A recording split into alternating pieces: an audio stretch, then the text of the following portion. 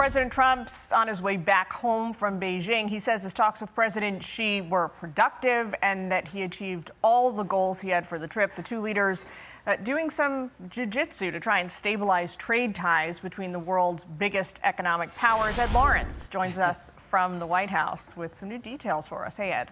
Hey, Jillian, yeah, the president on Air Force One calling the trip a success. He says he made several trade deals and solidified the relationship. So now China takes the U.S. seriously again and respects the United States. The president also telling reporters on Air Force One that artificial intelligence was a big topic.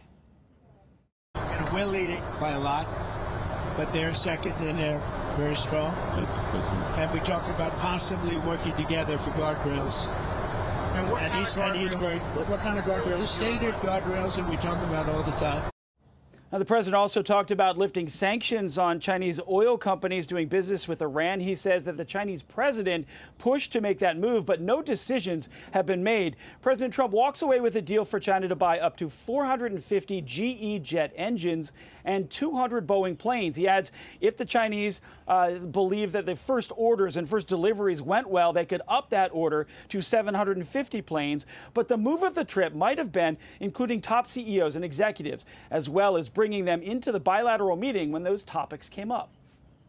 I suggested that before we start the meeting, I'd like to introduce them to you, and they were surprised because it wasn't scheduled. Those business people are here to make deals and to bring back jobs. They're bringing back massive numbers. China's going to invest hundreds of billions of dollars with those people that were in that room today. That's why they came.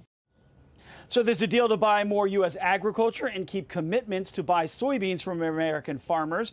The president says he pushed China not to help Iran with military weapons and got them to agree that Iran does not own the Strait of Hormuz. Now, on Taiwan, China wants the U.S. to change the way the U.S. talks about the area, also cancel the arms sales. President Trump says that he made no commitments to President Xi. Back to you, Jillian. Sounds like it's not happening. Ed, thanks for breaking it down for us. Be sure to like and subscribe for all the Fox News latest on YouTube and catch full shows streaming now on Fox One.